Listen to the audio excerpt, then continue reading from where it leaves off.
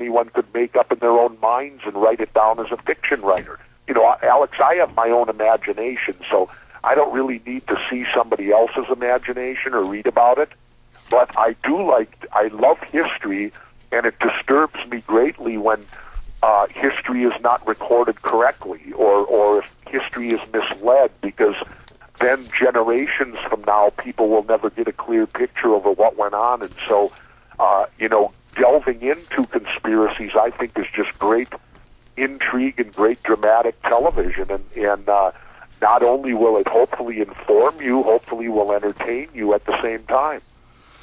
Well, I know that the networks are very interested in this because I've been approached many times with similar ideas by the networks, delving into the secret meetings, infiltrating them, basically exposing what's going on underneath the rocks of government and corporations. And I can't think of a better person than the former underwater demolition and Navy SEAL individual and a former governor out there, running around covering all of this. Now, wait, Alex. Let's not cheat me either. Now that Sarah Palin's out there, I'm also a former mayor. Absolutely, and former radio talk show host, and movie star, and professional wrestler. Well, that's going to be the intrigue of the show. As I said in the press release, I've been a mayor, I've been a governor. Now I'm going to get a chance to be a detective and to be able to go seek out the truth and hopefully go question people and get some answers. I guess, if I could, what's going to happen in the show somewhat, I guess for lack of any other better way to put it, I'm going to become somewhat of a Michael Moore of television, I guess, for this pilot. But going after harder issues. I'm going to go ask questions, people, and I think my credibility precedes me to where they can't take me lightly, and I'm going to go simply ask questions. And Alex, when I was going through underwater demolition training, when we got to second phase, which was land warfare and demolition when I went through, I had an instructor back then during the demolition phase at San Clemente Island. And this instructor was a chief warrant officer, and he impressed to me very strongly, with no reservations whatsoever, that there is no such thing as a dumb question, especially when you work with demolition. Because not only can you kill yourself, you can kill your teammates along with you. And so I've gone through life with that premise in mind, that there is no dumb question. A question certainly isn't dumb to someone if they don't understand it. Well, that's not dumb to them. Well, that's what I've seen mainstream. Well, that's the way that I've gone through life, and that's what the essence of this TV show is going to be. Simply that there is no dumb question, and every question deserves a honest answer to it. And so I'm going to be out and about asking some, solid questions that I certainly don't consider dumb, and I don't think most people in America would either. And we'll see what kind of answers we can get from people. Well, that's what I was going to say, is that's what, quote, conspiracy theory is the mainstream media and the dominant corporate culture. Anytime you say, hey, I think this bailout might not be a good idea, they've been calling that a conspiracy theory. Or, I think that we need to question government more or have more checks and balances, or there might be some corruption in government. They call it a conspiracy theory. So basically, anybody questioning the official paradigm is called a conspiracy theorist. And we've seen the same thing, going back to Galileo, when he said that the Earth was orbiting the sun, not the sun orbiting the Earth. They called him a heretic. And isn't that's what's so suspicious about 9/11, is that you just ask questions and they stonewall and act so suspicious, Governor? Well, and to me, that's the question we're going to try to pursue. Why, if what they've told us is true, then, there's that old quote, the truth will set you free. Well, why would you have any fear of telling the truth? Alex, I love to tell this story, if I may. When I was running for governor, and at the time it was very much in the early part where there were 6 or 7 candidates and they were holding debates throughout the state of Minnesota. We're much different than Texas, where in Texas you get one debate. Up in Minnesota, generally, you might get 12 to 13 of them. And When we were at this one particular debate early on, we were seated alphabetical, so naturally I'm over on the far side. And I'll never forget all the 7 or 8 other participants in the debate came in with stacks of papers and spin papers and all this stuff, and I sat down with nothing. And I remember there was a black woman, a civilian, sitting to my left, and she quietly handed over to me a legal pad and pen. And I looked at her and I handed it back and I said, "No thanks."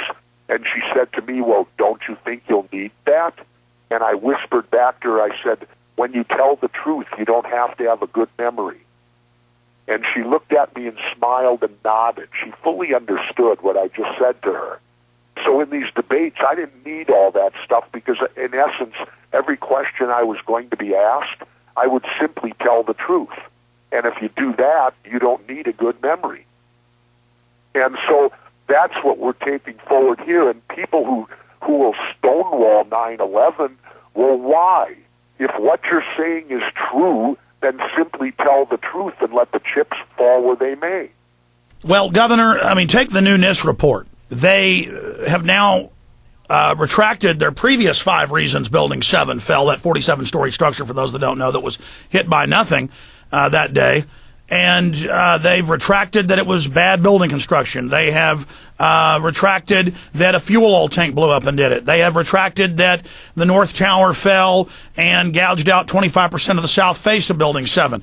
And now they're saying a new phenomenon. This is like seeing a leprechaun in your backyard. It's a new phenomenon. Never before seen. Thermal expansion did this with 1,200, 1,500 degrees, cool fires, made it symmetrically fall. So they're just counting on the public, not looking at the evidence. And I'm here to tell everybody, and I want to get your take on this, the new NIST report has completely and totally backfired on them. Well, the last report I saw, and correct me if I'm wrong, the last report I saw from them on Building 7 stated that they said that the fuel in the building, the diesel, was not responsible. They said the fire that destroyed the building was basically furniture and papers burning. Yes, and they say it's never happened before. That was their final line on the report that I saw. And Alex, I looked at it and started laughing. I thought, wait, how can they possibly? They're telling me that papers and furniture could cause a steel-structured, girdered building to uniformly collapse in 7 seconds. Alex, if that's the case, then what is being done? Because clearly, in that era of time, when that building was built, there were probably hundreds of others built throughout our country and the world. Shouldn't there be steps taken to ensure public safety if merely a fire with furnishings and paper can cause the total collapse of a 49-story skyscraper?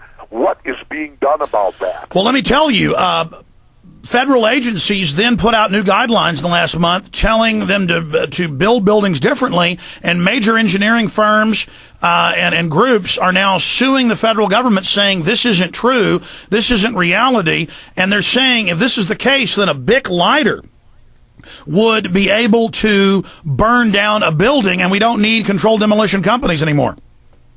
Well, and that's the truth. I said that from day one when I read this. I said, well, the way they can prove this to me is the next time a building has to fall or come down, let's simply go light it on fire. Let's not bother with any demo or any demolition professionals to come in. Let's simply light the building on fire, because certainly if furniture and paper can make a building completely collapse in 7 minutes, we don't need any demolition, do we, Alex? No, we don't. Governor Ventura, I don't want you to go too far on the pilot. You told me some of it behind the scenes, and, boy, let me tell you, is it going to be powerful? But the particular angle you're going to be going at, I think, is very effective and hasn't been done yet, even by a lot of alternative media, much less the mainstream. Well, and that's one of the things we're looking forward to, and I'm not going to spring it right now because, this is the mechanism we're going to go after it as, and I hope that it is, because one thing I've always been accused of, good or bad, is they've always told me when I was a mayor or a governor that no matter what issue came up, that I always had a unique perspective on how I view an issue. And so we're going after a little different perspective of 9/11 here, and I think it will be very, very entertaining as well as fact-finding, and I think people are going to find it very, very interesting if we see the light of day. Alex, I've already warned all the people that I'm working with at the True Network. I've warned them that I still give it only a 50-50 chance that this show will see the light of day. Well, I don't want to insert myself into the mix, but yeah, the exact same TV show was pitched to them right as it was turning into True TV. We even have the intro trailer to the pilot that was made. I never really talked about it on air because I figured it wouldn't see the light of day. But I think in the last year and a half, so much has changed, Mr. Ventura. And frankly, you bring a lot more gravitas than Alex Jones does. You know, movie star, governor, you know, all these other issues. I think. I mean, I had the executives tell me at 3 different networks,